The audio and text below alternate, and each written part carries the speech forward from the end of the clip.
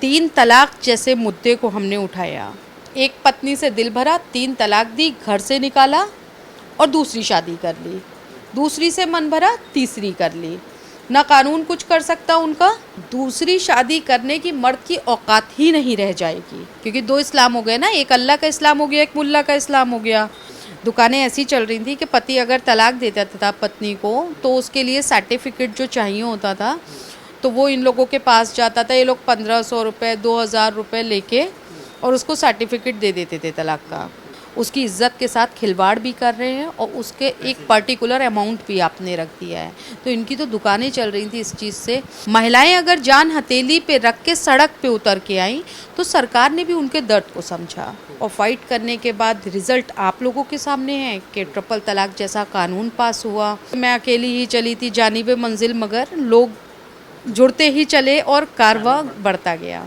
उनको ये पाठ पढ़ाया जाता था कि औरत को दब कुचल के घर में रहना है। कुरान में साफ लिख के आए कि औरत पे जुल्म करना गुनाह है, फिर भी आप औरत पे जुल्म कर रहे हैं। कभी फतवे दे देते हैं कि इस्लाम से खारिज कर दिया गया इन्हें, जैसे कि मेरे ऊपर भी आया था। मर्द के कंधे से कंधा मिला के हर चीज़ में आगे चलती हैं, वो कहीं किसी क्षेत्र में भी पीछे नहीं हैं। जिसमें मुझे जान से मारने का भी प्रयास किया गया है, एसिड अटैक भी मेरे ऊपर होने का प्रयास किया गया। नहीं, धमकी नहीं दी, बाकायदा वो लड़का लेके आ गया था। अपनी लड़ाई, अपने हक की लड़ाई और महिलाओं के हक की लड़ाई लड़ने के लिए हर किसी से टकराना मंजूर किया, हर किसी से टकराना स्वीकार किया। और आज वह किस मुकाम पर हैं, किसके लिए जीती हैं, किसके लिए मरती हैं, वो आपको समझना चाहिए। हमारे साथ मौजूद हैं फरहत नकवी, जो कि केंद्रीय मंत्री मुख्तार अब्बास नकवी की बहन हैं। सबसे पहले हम बात करें फरहत नकवी की, दुख दर्द क्या है? दुख दर्द तो ख़त्म हो गए, क्योंकि दुख वहाँ से शुरू हुआ था जहाँ मैं एक पीड़िता थी। आज मैं योद्धा बन के खड़ी हो गई हूँ, इसलिए मैं दुख को ज़्यादा इम्पोर्टेंस नहीं देती हूँ। आज मेरे साथ समस्त उत्तर प्रदेश से जुड़ी हज़ारों महिलाएं हैं जो मेरे साथ हैं और कदम से कदम मिला के हम आगे बढ़े हैं। तीन तलाक जैसे मुद्दे को हमने उठाया। मेरे साथ हज़ारों महिलाओं ने, उत्तर प्रदेश से जुड़ी महिलाओं ने इस मुद्दे को उठाया और उठाने के बाद देखिए, दुख दर्द में सिमट के हमको वहीं रह जाना है या ज़िंदगी में आगे कुछ करना है, ये डिसीज़न हमारा खुद का होता है। और हमारा डिसीज़न दुख दर्द में सिमटने का नहीं था, हमको आगे बढ़ना था, फ़ाइट करना थी उस चीज़ से जो गलत हमारे साथ हुआ है। तो उसके लिए लगातार हमने फ़ाइट की और फ़ाइट करने के बाद रिज़ल्ट आप लोगों के सामने है कि ट्रिपल तलाक जैसा कानून पास हुआ और वो सबके सामने आया। इसमें महिलाओं ने, जब मैंने आवाज़ उठाई तो बहुत सी ऐसी पीड़ित महिलाएं थी जो इस दर्द से गुज़र रही थी, वो बस जुड़ती चली गई। वही एक बात कहना चाहूँगी कि मैं अकेली ही चली थी जानिबे मंजिल, मगर लोग जुड़ते ही चले और कारवां बढ़ता गया। तो यही चीज़ मेरे साथ हुई और आज महिलाएं काफ़ी जुड़ी हैं। उन लोगों ने आवाज़ से आवाज़ मिला के मेरा हक फाउंडेशन के बैनर तले हम सब ने मिल के इस चीज़ पे एक फ़ाइट की और वो दर्द, वो दुख आज महिलाओं का एक तरह से ख़त्म हो चुका है। क्योंकि पहले जो केसेस आते थे ट्रिपल तलाक के, अब में ज़मीन आसमान का फ़र्क है। अगर हम बात करें फरहत नकवी की, तो वो एक दौर था, कहीं ना कहीं कहा जाता है कि मुस्लिम कम्युनिटी में एक पर्दा, मतलब बुरखे में रहना, घर के अंदर कैद रहना और एक लिमिटेशंस बहुत सारी होती हैं। लेकिन उसके बाद में उसमें घुटन महसूस हुई, उसके बाद आप बाहर निकल के आते। वो कौन सी घुटन थी जिसने आपको इतना बेचैन किया कि आप पर्दा निकाल करके उस सबके सामने आकर के आपने दुख दर्द बांटा? देखिए, ऐसा है ना कि पर्दा जो होता है वो मेन चीज़ निगाह का होता है। इंसान के अंदर हया होना चाहिए, शर्म होना चाहिए। और पर्दे की रही घुटन की बात, ये अपनी मर्ज़ी है, आप पर्दा करना चाहते हैं तो आप पर्दा कीजिए।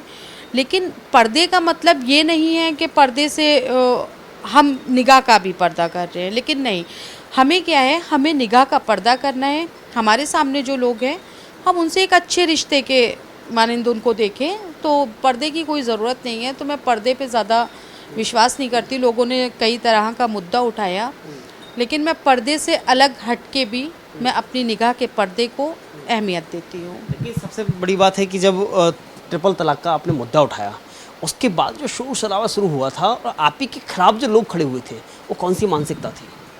वो मानसिकता कुछ कथित धर्म गुरु थे, उन लोगों की मानसिकता ये रहती थी कि मुस्लिम कम्युनिटी की महिलाएं जो हैं उनको ये पाठ पढ़ाया जाता था कि औरत को दब कुचल के घर में रहना है, पति से ऊंची आवाज़ में बात नहीं करना है, पति अगर कोई भी जुल्म करता है तो उसको सहना है।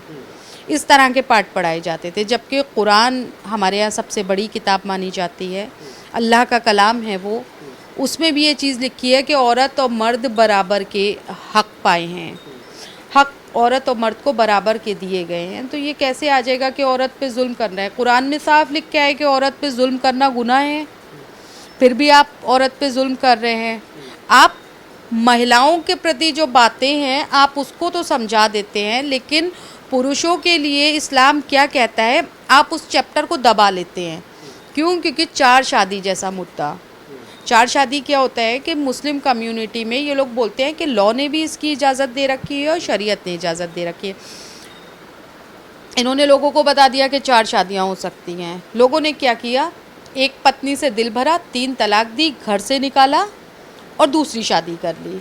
दूसरी से मन भरा, तीसरी कर ली। ना कानून कुछ कर सकता उनका और ना कोई, क्योंकि उन्होंने शरीयत में इसको। लेकिन नहीं, ऐसा नहीं है। इसमें 4 शादियों में कंडीशन दी गई है, जिन कंडीशन को इन्होंने छुपा लिया। जो कंडीशन इस्लाम में 4 शादियों में दी गई हैं, अगर उस कंडीशन पे बात आ जाए, अगर कंडीशन के बारे में ये धर्म गुरु सही से समझा दें मुस्लिम कम्युनिटी के पुरुषों को, तो दूसरी शादी करने की मर्द की औकात ही नहीं रह जाएगी। इतनी टिपिकल उसमें कंडीशंस हैं, इस तरह की बातें। क्योंकि उनको तो खुद ही 4-4 बीवियां करके रखना है, इसलिए वो क्या समझाएंगे, उनके घर का खुद का सब कुछ बंद हो जाएगा। तो वो ये चाहते हैं कि औरत को दबा के घर में बैठा दिया जाए। औरत काम करने के लिए है, औरत बच्चा पैदा करने के लिए, कसरत से औरत बच्चों को पालने के लिए है, लेकिन औरत खुद की ज़िंदगी जीने के लिए सक्षम नहीं है। इन लोग इस तरह का क्यों? क्योंकि ये लोग दूसरी शादी कर लेंगे, तीसरी शादी कर लेंगे, लेकिन इनका कहना है शरीयत औरत को दूसरी शादी करने का हुक्म नहीं देता है। हुक्म तो आपको भी नहीं देता है। आप उस चीज़ को सही से व्याख्या तो कीजिए मुस्लिम कम्युनिटी के पुरुषों से। आप क्या करते हैं? आप औरत का चैप्टर समझाते हैं। औरत कभी मुस्लिम समाज से कोई भी औरत आगे बढ़े, अपने हक की आवाज़ उठाए या किसी तरह की भी कोई बात रखे, तो आप क्या करते हैं कि औरत को दबाने के लिए कभी फतवे दे देते हैं कि इस्लाम से ख़ारिज कर दिया गया इन्हें, जैसे कि मेरे ऊपर भी आया था। कभी आप कह देते हैं कि मुसलमान नहीं है, मेरे लिए कहा गया कि मुसलमान नहीं है, ये मुसलमान होने का सबूत दे। इस तरह की बातें लोग लगातार करते हैं। लेकिन औरतें, महिलाएं जो थी मुस्लिम कम्युनिटी की, जब मैंने ये NGO स्टार्ट किया तो मैंने सबसे पहले जगह जगह अवेयरनेस के कार्यक्रम किए, ताकि हमें पहले महिलाओं को अवेयर करना है। मुस्लिम कम्युनिटी में महिलाएं बहुत डर के और सहम के रहने लगी थी। हमने पूरे उत्तर प्रदेश में, उससे बाहर भी निकल के मुंबई वगैरह में भी कई ऐसे कार्यक्रम किए जहाँ पे हमने महिलाओं को अवेयर किया, कई साल अवेयर किया, और फिर महिलाओं के अंदर एक साहस आया। उनको लगा कि 1 और 1 2 नहीं, 1 और 1 11 होते हैं। तो इस तरह से चेन जुड़ती गई और इसका एक संगठन मेरा हक फाउंडेशन के नाम से जाना जाता है, जिसमें तमाम मुस्लिम महिलाएं आज हर जुल्म के ख़िलाफ़, हर गलत के ख़िलाफ़ खुद आगे खड़े होकर आवाज़ उठाती हैं। मर्द के कंधे से कंधा मिला के हर चीज़ में आगे चलती हैं। वो कहीं किसी क्षेत्र में भी पीछे नहीं हैं। लेकिन एक और बात ये आती है कि जब आपने आवाज़ उठाई और जब सामने आया, तो उसके बाद में जो फतवा जारी हुआ और आपको इस्लाम से बेदखल करने की बात कही गई, तो कहीं आपको भी डर लगा कि मैं वाकई में मुसलमान हूँ या फिर क्या हूँ? नहीं, देखिए ऐसा है ना, जब कोई भी काम शुरू किया जाता है तो डर को निकाल के ही किया जाता है। मेरे ऊपर कई हमले भी हुए हैं ऐसे, जिसमें मुझे जान से मारने का भी प्रयास किया गया है। एसिड अटैक भी मेरे ऊपर होने का प्रयास किया गया। नहीं, धमकी नहीं दी, बाकायदा वो लड़का लेके आ गया था। लेकिन बहुत सतर्क रह के मैंने अपने, उस टाइम तक मुझे सिक्योरिटी भी नहीं मिली थी, सुरक्षा नहीं मिली थी, तो मैंने अपना दरवाज़ा बंद करके निजी थाने में सूचना दी, तो उस लड़के को पकड़ा गया था। तो ये सब चीज़ें तो जब शुरू की थी तभी डर दिल से निकाल दिया था। मौत एक बार आनी है और देने वाला वो है। ये समाज के लोग सिर्फ डराने का काम करते हैं। ये लोग कुछ भी करेंगे, अगर मौत नहीं लिखी है मेरी किस्मत में तो नहीं आना है, इसलिए डर का तो कहीं काम ही नहीं है। जब हम शुरू से अपने बच्चों को, जब हमारे साथ ये ट्रेजिडी होती है, एक माँ बाप दोनों बन के पाल लेते हैं, जब एक औरत माँ बाप दोनों बन के पाल लेती है, उस टाइम भी तो एक मर्द का फ़र्ज़ वो भी निभाती है। तो हमें डर किस बात का? हमारे दिल से डर निकल जाता है फिर, और यही पुरुष ऐसा कर देते हैं जो हमारे दिल से डर निकल जाता है। हमारे महिलाओं को कोई डर नहीं है। आज महिलाएं जागरूक हो गई हैं, अपने हक की आवाज़ उठाती हैं, आगे आ चुकी हैं। लेकिन वो कौन सी मानसिकता थी जिन्होंने ठेकेदार बन करके आपको इस्लाम से बेदखल किया?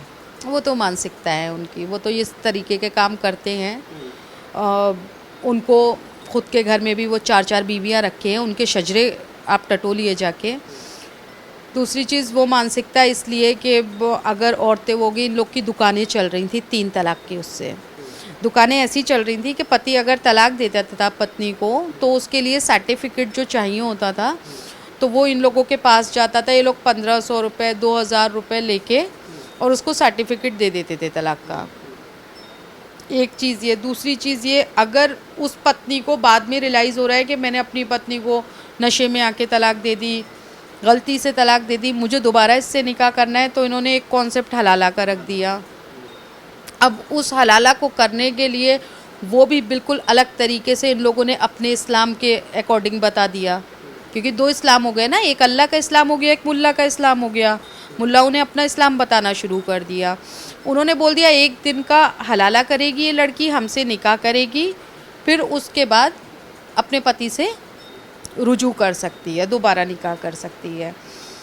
तो इसी चीज़ को लेके इन लोगों ने 1 दिन का हलाला करवाते थे, उस पर 6-6 हज़ार रुपये 7-7 हज़ार रुपये 1 दिन के लेते थे। एक महिला के साथ आप उसकी इज़्ज़त के साथ खिलवाड़ भी कर रहे हैं और उसके एक पर्टिकुलर अमाउंट भी आपने रख दिया है। तो इनकी तो दुकानें चल रही थी इस चीज़ से।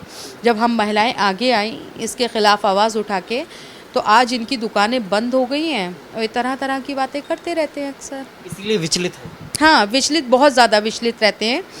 इन लोगों ने जब मुझे बोला था कि मैं काफिर हूँ, मुसलमान नहीं हूँ, मैं मुसलमान होने का सबूत दूँ, इन लोगों ने जब एक प्रेस वार्ता में ये बात कही, तो मैंने माननीय मुख्यमंत्री जी से ये बात रखी थी कि जितने भी मुफ्ती मौलाना हैं इनकी डिग्रियों की जांच होना चाहिए, क्योंकि इन लोगों में मुश्किल से 30-40% ऐसे होते हैं जिनके पास अपनी डिग्री होती है, नहीं तो ये अपने पूर्वजों के एक बनाए हुए एक दुकानों को चलाते रहते हैं। तो इसलिए इसमें मैंने मांग रखी थी, माननीय मुख्यमंत्री जी ने, उन्होंने बरेली जिलाधिकारी साहब को अग्रसारित भी किया था। तो तब से इन लोग को लगा कि अगर डिग्री की जांच होगी तब तो सच्चाई सामने आ जाएगी। मैं मुसलमान हूँ या नहीं हूँ इससे इनको कोई मतलब नहीं है। इन्होंने कहा फ़रद का हुक्का पानी बंद करने के लिए। हुक्का पानी उस ज़माने में होता था जब गांव में चौपालें लगती थी, एक दूसरे के हुक्के को शेयर करते थे। आज तो वो दौर ही नहीं है, हर कोई अपना पानी पी रहा है, अपना हुक्का, अपना खाना, सब कुछ सब अलग अलग है। तो इस तरीके की जाहिलाना बातें ये लोग अक्सर करते रहते हैं और फिर भी हमारे मिशन को भटका नहीं पाते हैं। बहुत प्रयास किए इन लोगों ने, ये हमारे मिशन को कभी नहीं भटका पाए। बात आती है जब केंद्र सरकार ने 3 तलाक कानून पास किया, कानून बनाया, बिल पास किया, तो उसके बाद वो कौन सा खुशी का पल था कि जो आपको लगा कि जो मैंने सपना एक देखा था पीड़ित महिलाओं को न्याय दिलाने के लिए, वो कितना करीब पहुंचा? देखिए, जिस तरह से महिलाएं मेरे पास आती थी, अपने दर्द को सुनाती थी, महिलाओं के साथ साथ उनके छोटे छोटे बच्चों का भी दर्द होता था, तो लगता था हमें कि हाँ, ये लड़ाई मुश्किल है थोड़ी। ये पता नहीं कैसे एक ज़माने से लोग करते चले आ रहे हैं, लेकिन इस चीज़ पे आज तक कोई रोक ही नहीं लगी, क्योंकि जितने भी कथित धर्म गुरु हैं उन लोगों का हमेशा ऑब्जेक्शन रहता है इस चीज़ पे कि 3 तलाक इस्लाम का हिस्सा है, शरीयत का हिस्सा है। उस पर हमने डिबेट्स करके हमने उस चीज़ को जाना, और उन लोगों को भी बताया कि अगर ऐसा है, अगर किसी चीज़ का हिस्सा है तो आप उस चीज़ को कुरान से वाज़ेह करें, ठीक है, आप बताएं कि कैसे ये हिस्सा है। दूसरी चीज़, कुरान खुद भी कहता है अगर आप औरत को तलाक भी दे देंगे तब भी आप उसको घर से नहीं निकाल सकते जब तक कि वो दूसरी शादी नहीं कर सकती। आप उसके लिए नामहरम हैं, लेकिन आप उसको अपनी छत के नीचे से नहीं निकाल सकते। वो कहाँ जाएगी? इतनी तो आज़ादी हमें इस्लाम और कुरान दे रहा है। आप क्या करते हो? आपको दूसरी शादी करना है, आपने 3 तलाक दिया, एक छोटा सा बहुत अच्छा तरीका मिल गया और बच्चे को और बीवी को घर से बाहर निकाल दिया। महिलाएं जो लगातार मेरे पास आके अपना दर्द सुनाती थी, हमें उनको अवेयर करने में भी टाइम लगता था, तो वहाँ पे हमको लगता था कि ये मुश्किल मुद्दा होगा। कभी कभी ऐसा लगता था जिस तरह से लोग हमारे ऊपर हमले करते थे, हमको टारगेट करते थे महिलाओं को लेके, लेकिन ये सफ़र इतना आसान इसलिए हो गया क्योंकि इस समय में भारतीय जनता पार्टी की सरकार थी और भारतीय जनता पार्टी की सरकार ने मुस्लिम महिलाओं के दर्द को सुना। महिलाएं अगर जान हथेली पे रख के सड़क पे उतर के आईं तो सरकार ने भी उनके दर्द को समझा। लगता है कि कोई और पार्टी होती इस बिल को ला नहीं, 1982 से शाबानो का केस उन्होंने पिटीशन दायर की थी, क्या हुआ? सरकारें तो बहुत आई गई, कभी किसी ने 3 तलाक जैसे मुद्दे पे ध्यान दिया? किसी सरकार ने नहीं दिया। लेकिन भारतीय जनता पार्टी की चूंकि सरकार थी, माननीय प्रधानमंत्री नरेंद्र मोदी जी ने जैसे जैसे महिलाएं इस चीज़ की रिक्वायरमेंट करती रहीं, जैसे जैसे उनके दर्द को देखते रहे, उन्होंने इसको एक मुद्दा बनाया और मुद्दा बनाने के बाद इस चीज़ को बहुत अच्छे से महिलाओं के दर्द को समझते हुए, जबकि मुस्लिम कम्युनिटी हमेशा भारतीय जनता पार्टी को दूसरी निगाह से देखती है, वो सोचती है कि ये एक धर्म जाति से जुड़ी पार्टी है, लेकिन ऐसा कुछ नहीं है। अगर ऐसा होता तो मुस्लिम महिलाएं आज 3 तलाक जैसे दंश से आज़ाद नहीं होती।